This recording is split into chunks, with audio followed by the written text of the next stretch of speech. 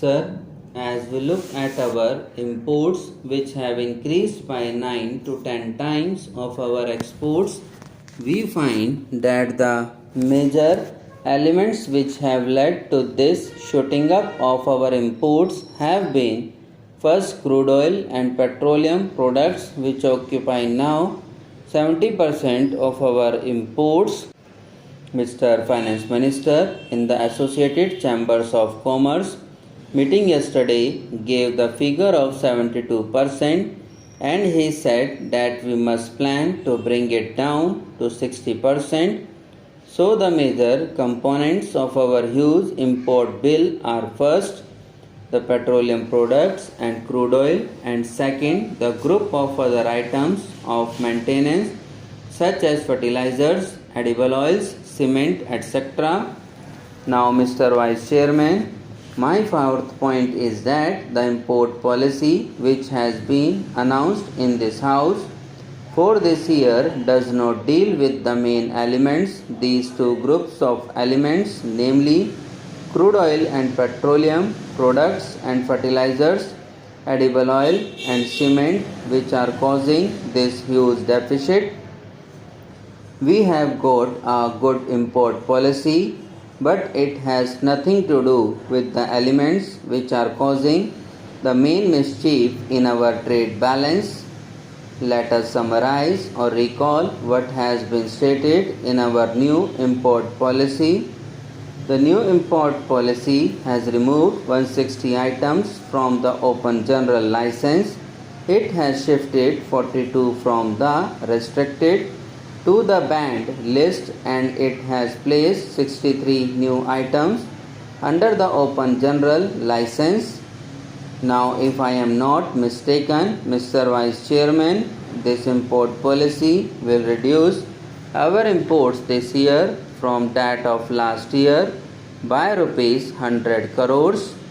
Now, this rupees 100 crores reduction of our imports by this new import policy is about 0.8% of our total import bill. This is all that our import policy does, because the new import policy has nothing to do, as I said, with the two major elements causing the import bill to go up, namely crude oil and petroleum products and fertilizers, edible oils and cement. Now may I say that with rupees 100 crores reduction, the new import policy is going to economize on the import bill for the next year, is not likely to be on account of the import bill on items other than petrol, etc. If the finance minister is right, if the government is right, and the president's address is right, there is going to be an upsurge of 10% in industrial development. If investments and industries pick up, this import policy will not lead to any economy. A rupees 100 crores reduction in imports will not come about. Therefore, I leave this point by saying that the import policy of the government is good and is necessary for what I call non-important items that we need to have outside the import policy. Therefore, I want to plead in the House with the government for a national energy policy.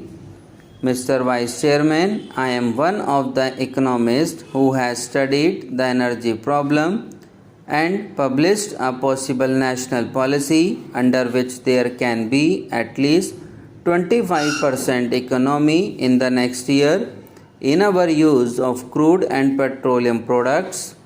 It is not the time to go into them, and it does not apply to the Ministry of Commerce, but the deficits in our imports, which are primarily due to the deficits in import of crude oil for a national energy policy, which is urgently needed.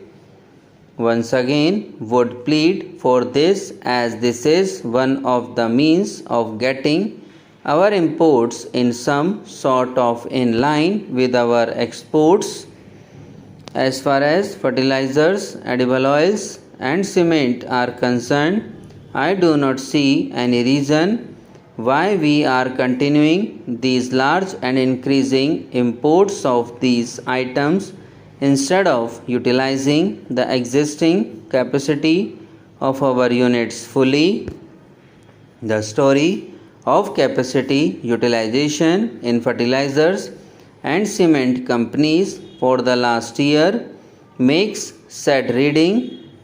Therefore, outside the import policy, the government needs to take action on these two group of items, the crude oil and petroleum, and the fertilizers, the edible oils and cement, to make us more self-reliant and self-sufficient in our production as one of the means of having our imports in line with our exports.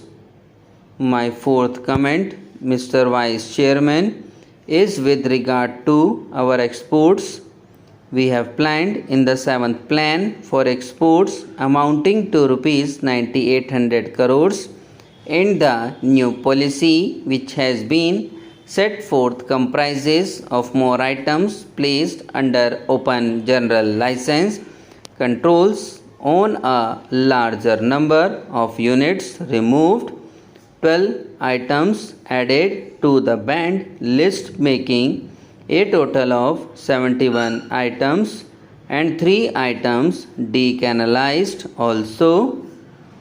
This gradual taking away of controls shall help the industry to grow in the right direction as envisaged in the budget.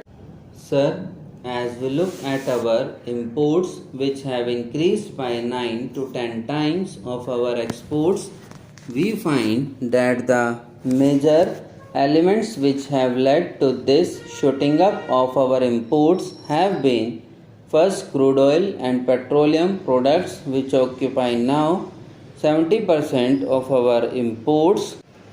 Mr. Finance Minister in the Associated Chambers of Commerce meeting yesterday gave the figure of 72%, and he said that we must plan to bring it down to 60%.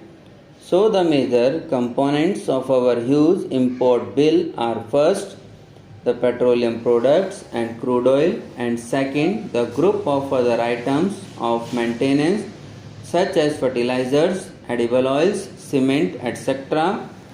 Now, Mr. Vice Chairman, my fourth point is that the import policy which has been announced in this House for this year does not deal with the main elements, these two groups of elements, namely crude oil and petroleum products and fertilizers, edible oil and cement, which are causing this huge deficit.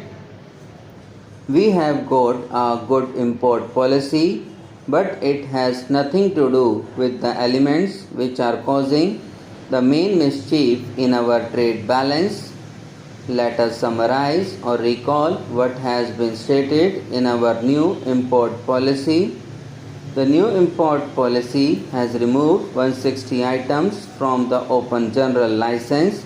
It has shifted 42 from the restricted to the banned list, and it has placed 63 new items under the open general license. Now, if I am not mistaken, Mr. Vice Chairman, this import policy will reduce our imports this year from that of last year by rupees 100 crores. Now, this rupees 100 crores reduction of our imports by this new import policy is about 0.8% of our total import bill. This is all that our import policy does, because the new import policy has nothing to do, as I said, with the two major elements causing the import bill to go up, namely crude oil and petroleum products and fertilizers, edible oils